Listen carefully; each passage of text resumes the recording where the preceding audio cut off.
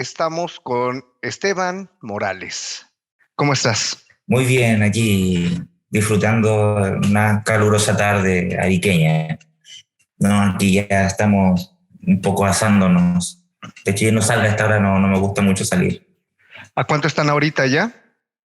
Creo que como 26, 27, Ah, pero claro, lo que pasa es que es un calor muy húmedo, así como que no, hasta el aire es medio caliente.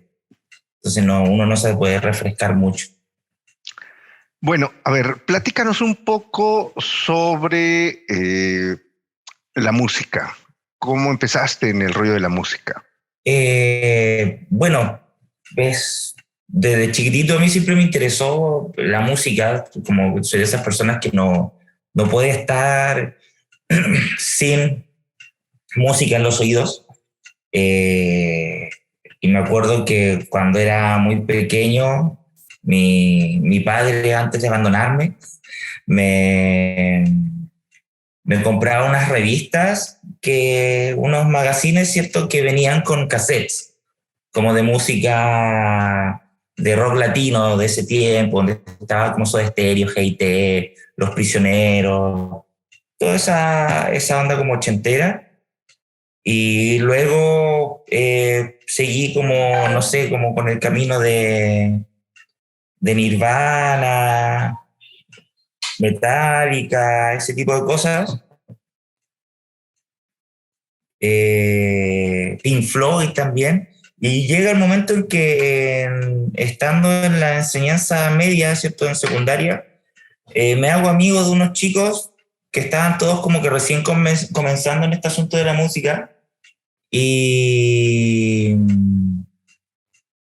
y se dio la casualidad que un amigo como que había aprendido por las suyas a tocar batería y era como muy partner mío, como que nosotros siempre compartíamos y una vez estaba yo en su casa y él tenía una batería armada. Entonces me dice, ¿quieres como probar? Y yo nunca se me había pasado por la cabeza que iba como a llegar a tocar batería porque yo cuando era chico quería ser así como un Kurt Cobain, ¿cierto? Un frontman cantando, tocando guitarra, pero nunca aprendí ¿cómo se llama? Ningún instrumento. Y como nunca hice el esfuerzo tampoco de aprender nada. Y la cosa es que, claro, me dice, siéntate y me hace repetir un pattern súper simple, que era como con unos par de golpes de tom, ¿cierto?, en la batería. Y el sentarme ahí me hizo darme cuenta cómo funcionaba el asunto, ¿cierto? O sea, yo ya tenía identificados como los sonidos de la batería, pero ya estando sentado en una batería, ya sabía qué era lo que estaba sonando en cada momento. No sé si me explico bien, ¿cierto? Entonces yo cuando escuchaba un bombo, ya yo sabía ya, el bombo es esto que yo tengo acá en el pie. Ya. Y luego de eso, como que ese mismo día llegué a mi casa, empecé a sacar la disociación mano-pie y esa misma noche lo pude lograr y esa misma noche me aprendí un disco completo de Silverchair. Así y como ya sabía cómo funcionaba la batería, empecé a sacar canciones porque para mí fue súper fácil en el sentido de que no tenías que aprenderte notas, sino que todo era golpes. Entonces ya pude como que hacer todo y claro, venía como que una canción quizá que me presentaba otro problema y me aprendí esa canción, entonces en una noche aprendí, por así decirlo, a tocar batería pegándome en las piernas. Entonces, ¿qué pasó? Que todos los sábados nos juntábamos con estos amigos que estaban metiéndose en la música y tenían así como grupitos revueltos, como que estos tres tenían una banda, pero dos de estos más otros tenían otra banda, y así porque estaban todos aprendiendo y tocando música ajena, pues, haciendo cover de las bandas que a nosotros nos gustaban. Y pasa que, claro, como que de un día sábado en donde yo no tenía idea de nada, llegué al sábado siguiente y alguien pregunta, oye, ¿quién se sabe este tema? y nadie se lo sabía. Y yo dije, yo me lo sé, pero me dicen así como, ya, pero, ¿y sabéis tocar batería? Y dije, no sé si sé tocar batería, yo me sé el tema, lo puedo tocar. Y ya lo tocamos y ahí como que no paré desde los 15 años hasta ahora, ya son 25 años metido en la música. Luego con esos mismos amigos empezamos ¿cómo se llama? A ya armar bandas más específicas, ¿cierto? El asunto de que uno comienza a componer porque uno tiene una inquietud artística con respecto a crear más que estar tocando temas ajenos, ¿cierto? Que es como lo obvio cuando uno está comenzando, ¿cierto? Como tienes que afiatarte, tienes que saber cómo funciona todo, pero ya luego uno quiere crear, que yo creo que es como lo pasa en casi todas las artes, ¿cierto? Uno empieza de repente en la literatura leyendo y de repente te das cuenta que tú quieres escribir, ¿cierto? Con cosas tuyas. Y así fue como entré en este mundo de la música alrededor de los 15 años y, y ya no he parado. De hecho, pasado mañana tengo ya presentación. Bueno, aquí, ¿cómo se llama la banda para que... Mi banda se llama Negligente. Es una banda de punk rock, de un punk rock más melódico, más cercano a lo que se hace en Norteamérica, como en el sector de California, ¿cierto? El sector costero, donde está San Diego, Santa Bárbara,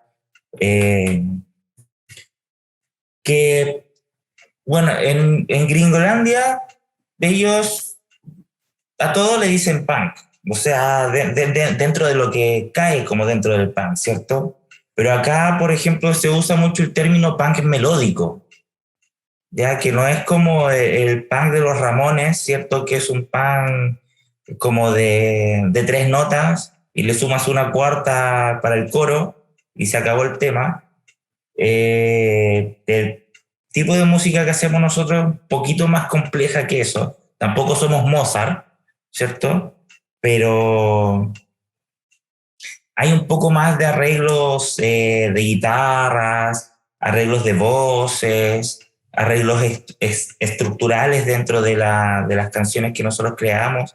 Entonces, sigue siendo punk igual, ¿cierto? Dentro, porque al final es como estar poniéndole apellido al asunto, da lo mismo cuando al final nosotros hacemos música, ¿cierto? Que es lo que a nosotros nos interesa y cantar acerca de las cosas que nos pasan, que nosotros vivimos, que igual es mucho, eh, en parte el discurso de nosotros con respecto a la música que hacemos tiene que ver mucho con eso, de que nosotros no, con respecto a las letras, no vamos a cantar cosas que no sean cercanas a nosotros. O sea, no vamos a inventar una historia como por hacer una canción bonita, porque sentimos que hay que sentir de cierta manera lo que tú estás cantando para poder cantarlo mejor, no sé, algo así. Entonces, como que la mayoría de las canciones que nosotros tenemos o son muy de calle, ¿cierto? Muy de nuestras vivencias como en sectores un poquito más marginales de la ciudad, ¿cierto? Siempre hemos sido como de familias no muy acomodadas, derechamente pobres. Entonces, muchas de nuestras canciones tienen que ver con eso, como con la falta de oportunidades, con la falta de trabajo, con las diferencias que hay entre, no sé, los sistemas de estudio, ¿cierto? Que el que tiene más plata tiene una mejor educación y uno se queda con las migajas.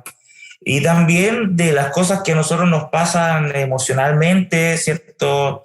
Lo típico de las rupturas como amorosas, o estas como fantasías de repente como de enamorarse que tiene uno. y también, por ejemplo, incluso problemas con amigos. Hay una canción que se llama Nos, que es abreviación de nosotros, y que habla precisamente de un momento que se enojaron el vocalista con un guitarrista, y que nosotros somos todos, siempre hemos sido muy amigos, que también es algo muy importante para nosotros, tocar con amigos y no con un músico porque toca bonito nomás. Para nosotros es importante tener como poder compartir nuestras vidas para en el escenario, ¿cierto? Poder entregar un show honesto. Entonces es como la idea de la banda. Aquí, ¿cómo una banda de clase baja graba un disco? Porque tienen varios aparte. Mira, la primera vez que nosotros grabamos un disco, estuvimos meses juntando lucas. Me acuerdo que en ese tiempo solamente éramos tres. Estábamos Juan en guitarra, Jorge bajo y voz y yo en batería. Y creo que Juan fue el que se rajó con gran parte de los gastos, pero claro, tuvimos que optar como por una grabación media pobre también, con una persona que al final nos dimos cuenta que el tipo tampoco sabía mucho de grabar y el sonido quedó bien paupérrimo, ¿cierto? Entonces, pero luego volvimos creo que a grabar con el mismo, un par de temas más, sumamos que el primer disco, de hecho, creo que solamente lo tenemos nosotros, no está en ningún lado, que es un disco que se llamaba Ríete pero no te caigas. ¿Ya? Que era una frase que se nos ocurrió en algún momento y quedó, y que fue como nuestros comienzos de nuestros primeros temas, y luego cuando empezamos a ponernos un poquito más serios, grabamos un disco que se llama Algo Real. También con la misma persona, ya nosotros pusimos un poquito más de exigencias, sonaba un poquito mejor, pero también como que no es un disco que tenga un muy buen sonido, las guitarras suenan horrible, parecen una mosca zumbando, ¿cierto? La batería no tiene bombo, prácticamente no se escucha, pero hay mucha gente de acá en la ciudad que recuerda ese disco con mucho cariño y con mucha nostalgia porque nosotros nos dijeron, ¿cierto? No sé si será verdad, pero nosotros descubrimos años después, porque la gente nos lo dijo, que nosotros fuimos como la primera banda de punk melódico de Arica. Entonces, pero nosotros estábamos haciendo música nomás y estábamos haciendo la música que a nosotros nos gustaba. Entonces hay gente como que recuerda ese disco como el primer disco de punk melódico de Arica. Y yo todavía igual de repente lo sigo escuchando, está en YouTube completo, ¿cierto? Y ya después, el segundo disco, o sea, el tercer disco, ¿cierto? Para ser correctos, que nosotros grabamos, y lo grabamos en pandemia, que es Del Corazón y la Calle, que es un disco doble de 17 temas, ¿cierto? Que se divide en la parte del corazón y la parte de la calle, que es un disco, en ese tiempo, en pandemia, ya los guitarristas se nos habían ido. Juan se fue a Alemania hace muchos años atrás, ya no estábamos tocando. Sebastián, que era nuestro otro guitarrista, se había ido al sur de Chile, ya no lo veíamos, ya seguimos manteniendo contacto con él y todo. Pero Jorge, que es el vocalista, me dice en un momento, me dice, weón, tenemos muchos temas escritos hace 15, 20 años atrás, ¿cierto? Yo los puedo grabar en mi computadora en la casa. Yo puedo hacer todo, puedo grabar el bajo, la guitarra, las voces, todo. Tú haceme las baterías también en el computador, te paso el programa, todo el asunto, ¿cierto? Y nos dedicamos a eso. Toda la producción la hizo Jorge, que grabó prácticamente todo menos la batería que la hice yo en el computador. Y él en su casa con un micrófono se consiguió una interfase para poder grabar todo. Bueno, él tiene un buen computador hoy en día también. Y sacamos ese disco en pandemia, pero tampoco tiene como el gran sonido, pero fue eso de querer como tener un registro de todos estos temas que nosotros teníamos hace mucho tiempo atrás, por cierto, que estaban completamente compuestos, ya lo habíamos tocado un par de veces, creo que hay un par de temas por ahí que lo alcanzamos a tocar como 2 veces en algún escenario, y salió este disco, y cuando salió este disco, Jorge me dice, weón, qué bueno, quiero tocar. Y yo le digo, weón, yo también, tenemos que buscar guitarristas entonces. Y nos dimos a la tarea de buscar guitarristas. Y como te digo, o sea, para nosotros es muy importante que las personas que van a tocar con nosotros sean amigos. Y de hecho, por ejemplo, Jorge habló con Sebastián, que es el que se había ido al sur, y Sebastián es un muy buen guitarrista, de los mejores guitarristas que hay acá en la zona. Es muy buen guitarrista, un guitarrista muy completo. Y le preguntó a él, oye, ¿quién crees tú que te pueda reemplazar a ti? Porque era una tarea difícil. Entonces, el mismo Sebastián le dice, habla con Marcelo, que es un amigo de nosotros, que lo conocemos también como del mismo tiempo que conocimos a Sebastián, que Sebastián es un par de unos como 5 años menores que nosotros, o 6, 7, por ahí años menor que nosotros. Pero Marcelo, él siempre fue, es un muy buen guitarrista, igual un guitarrista excelente, a pesar de que tiene unos dedos de salchicha gigantes, yo no sé cómo toca con esas hueas de dedos así. Eh, la cosa es que hablamos con él, y como te digo, él siempre fue de este mundo otaku, del mundo de la animación japonesa, del manga, y él desde pequeño tenía una agrupación y de jóvenes otaku, que fue como la más grande acá en Arica, y él también armó una banda que se llama Red Ribbon,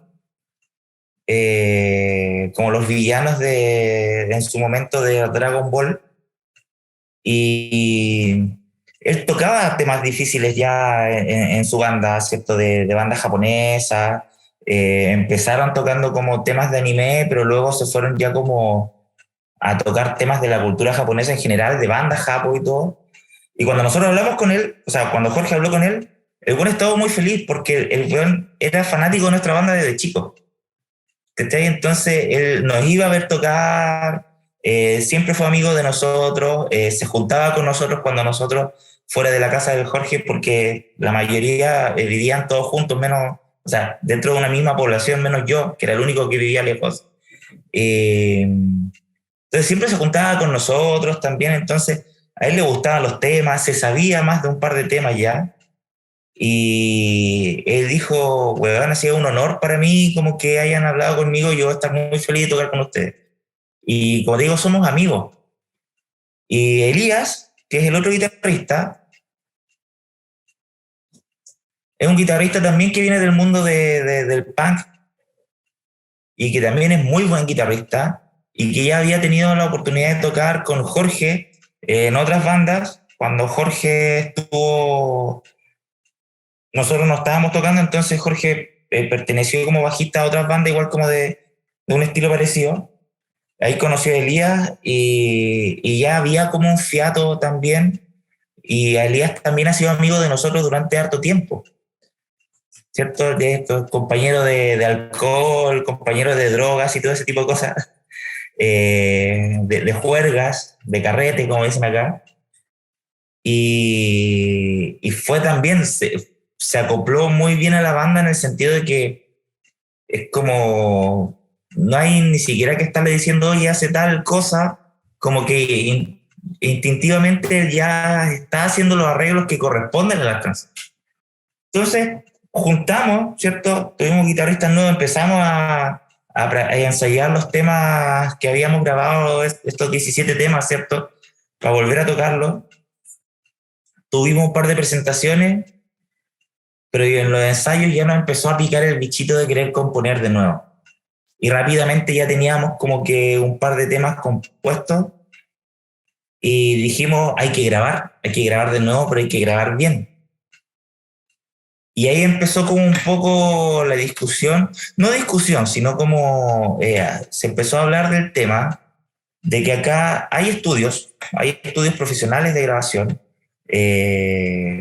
A la mayoría de los sonidistas que son muy buenos, nosotros los conocemos de hace muchos años atrás, pero sentíamos que todas las bandas estaban sonando igual, ¿cierto? Como que tenían el mismo sonido como que plástico que se escucha hoy en día, que todas las bandas tienen, ¿cierto? Todas las bandas de rock como que las baterías suenan iguales, las guitarras suenan iguales, y nosotros dijimos, no, estamos hueveando, ¿ves? O sea, uno, seguimos siendo pobres, no tenemos el dinero para poder grabar, ¿cierto? De una manera hiper mega profesional. Y resulta que nosotros tenemos un amigo que también es muy fanático de nuestra banda, que el compadre quedó fascinado cuando le pasamos este disco de 17 temas, ¿cierto? Lo escuchó y el loco estaba alucinando, ¿cierto? Que encontraba que de verdad eran temas muy buenos.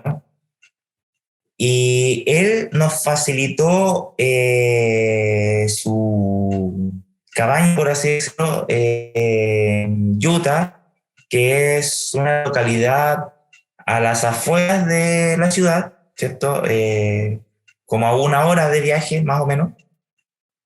Y él tenía equipo para hacer las capturas, ¿cierto? De sonido, sobre todo de la batería, ¿cierto? Todo lo que es los micrófonos. Entonces nos fuimos un fin de semana, cargamos las camionetas con todo el equipo, la batería, los amplificadores, la guitarra, el bajo, los micrófonos. Compramos carne, ¿cierto? Para hacer un asado allá y mucho alcohol porque iba a ser un fin de semana largo y hay que descansar entre medio de tanto tocar, a uno le da sed. Y grabamos el disco por las de nosotros y lo bueno es que, por ejemplo, Elías, que es el guitarrista que te comento yo, él también es sonidista. Entonces fue como un miembro clave también ahí, aparte que Jorge igual, como te digo, también sabe cómo de esto de las interfaces de grabación, cómo conectar el computador y todas esas cosas que yo no tengo idea. Yo le pego a la caja nomás. y, y nos fuimos y grabamos. Y nos fuimos y grabamos sin haber ensayado los temas antes. Estaban compuestos, los habíamos escuchado muchas veces y llegamos a grabar. Y luego tuvimos todo un proceso de un par de meses de juntarnos hasta altas horas de la noche en casa de Jorge, editando estas grabaciones, ¿cierto? Hasta que salió, quedamos contentos, salió el disco, yo hice la carátula y quedó. Y así fue como grabamos un disco. Al final, hoy en día quizás es un poquito más fácil acceder a una grabación porque quizá uno ya tiene, no sé, los contactos o los amigos que te puedan prestar cosas siendo pobre. Hay que redundar en eso. Y grabamos y ahora queremos grabar otro disco. Ya tenemos un par de temas compuestos, queremos sacar un disco con temas en inglés, que era una idea que nosotros habíamos tenido hace por lo menos 10 años atrás. Y ahora estamos en eso, estamos componiendo para grabar ese disco en inglés con unos 5 temas, así como, creo que eso va a ser como nuestro modus operandi quizá. Sacar 5 temas, lo grabamos. Sacamos otros 5, 6, 7 temas más, a grabarlo. Ya no dejar esperar o sea, dejar pasar el tiempo y esperar unos 2 años hasta tener unos 10, 12 temas, quizás es como mucho. Si hoy en día podemos hacer lo mismo que hicimos con la última grabación, y aparte que uno lo pasa bien haciendo este tipo de cosas, porque igual es algo que a nosotros nos apasiona, así que hay que darle nomás, hay que echarle para adelante, como dicen por acá. Ahorita acabas de hablar de otra cosa. También eres artista plástico o artista visual. Sí, y vas hacia el rollo del cómic. claro, ese es un asunto que a mí me ha movido naturalmente desde pequeño. Yo como que no hay recuerdo de mi vida que yo podría decir en este momento yo no dibujaba, ¿cierto? Yo, los primeros recuerdos que tengo del jardín infantil, ¿cierto? Cuando uno tiene, ¿cuánto? Como 5 años, creo que por ahí. Yo recuerdo que el jardín, ¿cierto? Tenía un patio al cual tú ingresabas, había como un pasillo y luego venía el patio al fondo y a mano izquierda estaban como los salones. Entonces yo lo que hacía, eh, muy, muy indicios de que uno es autista, cuando salían todos como a jugar, yo le sacaba una hoja a un cuaderno y me iba a este como pasillo donde habían unos neumáticos como de unos neumáticos grandes, ¿cierto? Me sentaba al medio del neumático y en la parte como plana del neumático ponía la hoja y yo me ponía a dibujar. Sí, y eso eran mis recreos, ¿cierto? Estaban todos ahí jugando, no sé, a golpearse, a perseguirse, a la casita, haciendo su tecito, no sé, o tirándose por un resbalín. Y yo estaba ahí solo dibujando. Y claro, después me acuerdo que me retaban porque yo rompía el cuaderno, le sacaba hojas. Pero quizá era porque, no sé, yo sentía que era un asunto aparte del estudio, no podía tener ahí 1000 veces la A, y al lado mi dibujito chueco de un Transformer, ¿cierto? No, mi dibujito del Transformer estaba aparte. Y bueno, y así, siempre dibujando, hasta que en algún momento, como eso de los 13 años, me presentaron a un profesor de artes que tenía una escuela cerca del colegio donde yo participaba, o sea, donde yo estudiaba, y nos hicimos amigos, creamos como una especie de relación padre-hijo, que yo ya en ese momento ya no tenía papá, que me había dejado botado. Yo creo que tiene que haber pensado, no, este va a ser artista, así que mejor lo dejo ahora. Y, y claro, me abandonó como eso de los 8. Yo creo que ya tenía claro más o menos para dónde iba la cosa. Entonces, como te digo, hicimos una relación muy linda de amistad y este profesor, primeramente me muestra el mundo de los cómics, ¿cierto? Que yo no lo conocía como directamente hasta ese entonces. Él tenía un taller de cómics, de hecho, al cual yo tampoco nunca fui, porque, reitero, era pobre, no tenía las lucas para yo poder pagar ese taller de cómic, pero yo recuerdo que eran los días sábados en la mañana y yo de repente me iba a dar una vuelta y como que con la excusa de pasar a saludar y me quedaba unos 15 minutos y miraba y observaba y aprendía cosas y me iba.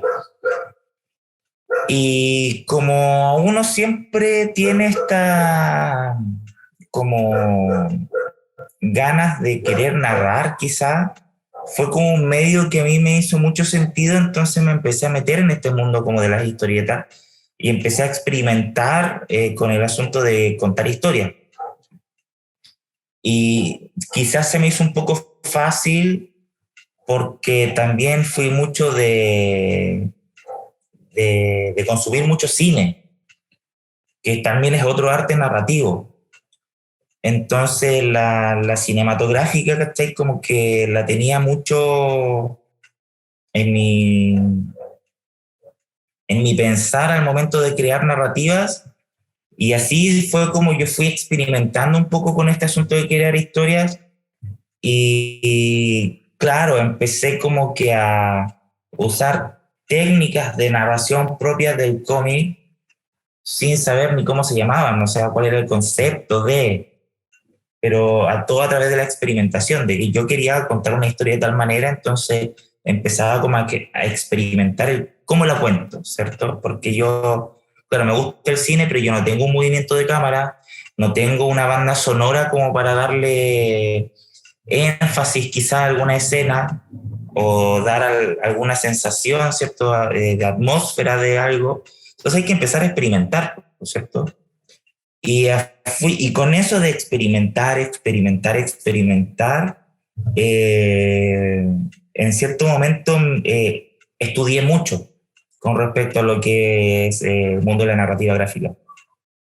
Y de hecho dejé de lado incluso el mundo del dibujo netamente tal, por dedicarme como a la parte netamente narrativa. Y muchos años claro, las primeras veces que yo como que iba haciéndome el tonto a estos talleres, había gente que era mayor que yo, que algunos de ellos siguieron dibujando, pero luego ya cuando yo fui mayor y ya tenía esta relación, como te digo, más parental con este profesor de arte, cuando él volvió a hacer talleres de cómic, él tenía ya gente más pequeña y yo ya era prácticamente casi un adulto. Entonces yo llegaba, ¿no? Yo llegaba y muchas veces yo, sin darme cuenta, terminaba, entre comillas, como haciendo clases yo, porque veía a los chicos que estaban ahí dibujando, entonces de repente yo me acercaba a ellos y les daba consejos, les decía, no, mira, esto se hace de tal manera.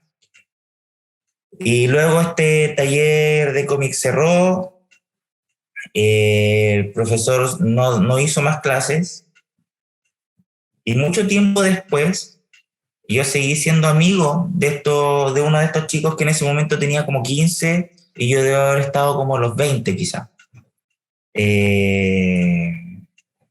Y tiempo después, este chico ya estaba en sus 18 creo, yo obviamente era mayor. Y él me dice, oye, ¿por qué no haces tú un taller? Porque no hay espacios donde esto que a nosotros nos apasiona, ¿cierto?, se pueda desarrollar. Y bueno, costó que me insistiera harto él. Y en un momento yo dije, porque yo soy flojo, de verdad soy súper dejado y a mí la gente me tiene que insistir y yo luego logro cosas. Y después me doy cuenta de que, no era tan difícil. Pero después de tanto insistir, yo un día dije, ya, voy a hacer clases gratis, porque dije, sí, no me interesa cobrar, y a mí me interesa como que este mundo se expanda, ¿cierto? Y de hecho como que es casi mi bandera de lucha, redefinir los conceptos, ¿cierto? Que la gente como que se saque un poco del tabú de que el cómic es algo para niños y todo ese tipo de cosas. Y me puse a hacer clases, me conseguí una junta vecinal, ¿cierto? Porque tiene una sede cerca de donde yo vivía. Y hice yo unos flyers así como que a mano, los pegué por aquí y por allá. De hecho, cuando yo hablé con los encargados de esta junta vecinal, yo le dije, yo quiero hacer talleres de historieta, quiero enseñar a hacer historieta. Ya me dijeron, ¿y cuánto va a cobrar usted? Y dije, no, quiero hacer clases gratis. ¿En serio? Sí, en serio. ¿En serio? ¿Va a hacer clases gratis? Claro, ellos estuvieron muy contentos de que yo estuviese haciendo como este aporte a la comunidad, por así decirlo, ¿cierto? Y se me ha apagado esto. Y empecé a hacer clases. En la primera clase llegaron como 20 personas, ¿cierto?, de distintas edades. Empezamos a crecer como taller. Estuvimos participando luego en varias actividades que tenían como relación quizá con el mundo del cómic.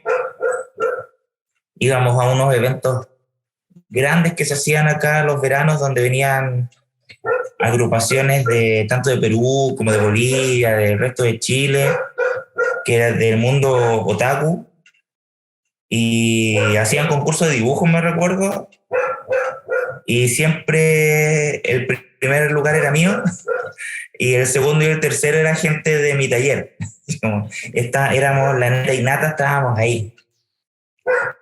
Y yo ya me aburrí en un momento porque mis alumnos como que ya no iban como que a los talleres a aprender, sino como que a socializar.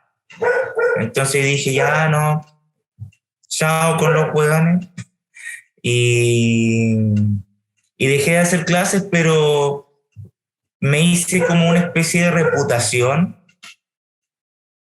que luego terminaron como que llamándome para talleres pequeños, para proyectos, para hacer charlas de conversación con respecto al cómic. Luego empecé a trabajar de manera lejana con Sinosar, ¿cierto? Con la editorial. Me hice amigo de Daniel. Entonces luego Daniel ahí igual me tenía así, oye, vamos a hacer un conversatorio de cómic y literatura. Quiero que estés ahí, ¿cierto? Y como te digo, me empecé a hacer de esta reputación y de repente me llegaron llamadas de colegios. Oye, nosotros estuvimos preguntando por profesores y nos dieron tu nombre. Y yo así como que, ¿qué le dio mi número? Y claro, terminé trabajando en colegios, haciendo charlas y hoy en día ya soy parte activa de una agrupación de dibujantes de Arica que estamos tratando de profesionalizar nuestro rubro. Hay tanto ilustradores como comiqueros, como gente que hace humor gráfico. Es un grupo bien variado, hay gente muy talentosa. Y hace poco, por ejemplo, viajamos un grupo a Valdivia, que es al sur de Chile, a un festival de cómic grande que se hace allá, que se llama Festival Aguacero, de cómics chilenos. Y fuimos todos gratis, porque postulamos a unos fondos del gobierno en donde uno entrega cotizaciones y si te las aceptan, te pasan dinero para que tú puedas ir a beber, perdón, ir a mostrar tus trabajos a otros lados. A ver, pasamos música, artista visual, comiquero y ahora tatuador. Claro. Como te decía, esto igual fue a través de insistencia de un tercero, porque en ese tiempo yo estaba estudiando diseño multimedia en la Universidad de Tarapacá y un compañero que fue precisamente un alumno mío que tuve yo en unos talleres de la municipalidad, que yo le hice clases a él, me decía, oye, estás perdiendo dinero porque no estás tatuando. O sea, deberías ser tatuador porque tú dibujas muy bien, tienes buen trazo. Y yo le decía, sí, sí, sí, puede ser. No, no era como un mundo en el que, no sé, que fuese cercano para mí. Hasta que me empecé a tatuar, o sea, tengo un primo que es tatuador también. Empecé como a tener mis primeros tatuajes y me pasó lo mismo que con la batería, como que dije, ah, así funciona, ¿cierto? Y dije, ya, junté un par de monedas, me encargué una máquina, mi primera máquina de tatuajes que venía con tinta, con aguja y todo, y dije, démosle. Y lo primero que hice fue tatuarme mi propia pierna con un dibujito pequeñito que tenía yo por ahí, que era como una cara, y dije, ah, no está tan difícil. Y empecé a practicar. Me hice un par de rayas más a mí mismo, antes de dañar a otras personas. Y de repente se dio que también se me hacía como un poco fácil. Y después de un par de meses de estar tatuando, me encontré con un amigo que también es tatuador, que él había sido compañero mío en secundaria, en la enseñanza media. Y él iba a abrir un estudio de tatuaje y me dice, oye, quiero que trabajes conmigo porque he visto tus trabajos y están muy bien para el poco tiempo que tú llevas, porque conozco gente del mundo del tatuaje que lleva años y no está como a la altura incluso que estás tú. O sea, a ti te queda solamente ir mejorándome. Y yo dije, bueno, iremos a trabajar de tatuador. Y así de repente pasaron 10 años ¿cierto? En que estuve en distintos estudios. No me terminaron de gustar los estudios de tatuaje, porque siempre hay un dueño en el estudio y hay que hacer las cosas como que a la pinta de él, ¿cierto? Como a su manera. Escuchar su música, aguantar a sus amigos, ¿cierto? Entonces, no soy mucho de socializar en ese sentido cuando las cosas no me gustan. Así que terminé trabajando en donde yo estuviese viviendo, la verdad. Hoy en día, de hecho, tengo el computador sobre el escritorio que yo ocupo para tatuar. Y eso, al final ha sido como igual un mundo súper bonito en el sentido de que a pesar de que uno es súper asocial y tiene que estar fingiendo todo el día de que uno es simpático, uno puede llegar a ser simpático de verdad con la gente con la que uno está trabajando, o sea, a la gente a la que uno está tatuando, porque igual hay como un espacio de intimidad que no se da en otros lados, no se da en otras circunstancias. Yo creo que quizás se puede dar cuando estáis cogiendo con alguien, pero uno no habla mucho cuando está cogiendo. Entonces, claro, cuando estás tatuando, te da esa intimidad y pasa que, claro, de repente tú estás horas y horas con una persona ahí, con un desconocido, entre comillas, y te terminan contando la historia de su vida, su relación con sus papás, las veces que los engañaron, cuando se le murió su perrito, ese tipo de cosas, y uno también se termina desenvolviendo, ¿cierto? Y termina compartiendo cosas de la vida de uno. Aparte que a mí se me salen las palabras por los codos, como que me gusta hablar mucho. Y terminas igual generando algún tipo de relación más cercana a la amistad que de esto de que sea simplemente un cliente más. Yo tengo clientes que son solamente clientes, pero también tengo clientes que hay una relación más como de amigos, o sea, gente que de repente se tatúa una vez al año contigo, pero se tatúa hoy y al año siguiente, cuando vuelve, te pregunta cómo está tu familia, qué has hecho, cómo están tus proyectos, porque en algún momento estuvieron 8 horas al lado tuyo y se aprendieron cosas de ti, ¿cierto? Entonces de repente llegan y claro, y tú también le tratas de acordarte a cuál de todos los clientes es, pero igual hay gente que uno ya sabe, ¿cierto? He tenido gente que no sé, que vinieron a tatuarse en pareja y luego terminó tatuándolos por separados porque terminaron y luego después vuelven así como que hoy vamos a ir de nuevo juntos y tú eh, dices, oh, bacán, así como que te sabes la historia de ellos completa. Entonces es interesante como que ese tipo de relaciones que uno logra solamente en esta instancia. Porque, por ejemplo, en el mundo de la música, tú generas como amistades dentro de un mismo interés, ¿cierto? Con el mundo de la narrativa, tú generas instancias como de trabajo, quizás amigos con los que puedes trabajar dentro del mismo rubro, o gente que te toma como una especie de mentor, ¿cierto? Pero en la relación que uno genera con tus clientes, uno podría ponerse esotérico y decir, es como una experiencia mágica, ¿cachai? Pero no, bacán, bacán, bacán hacer muchas cosas. Y también escribo, por si acaso. También escribo poesía, también escribo narrativa, pero no es algo a lo que le he dado mucho énfasis en mi vida. Son pequeñas cositas que están por ahí, ¿no? Pues bueno, a ver qué día se te ocurre mandarnos algo para acá. Ya, sí, genial. Ya que Daniel nunca me pescó.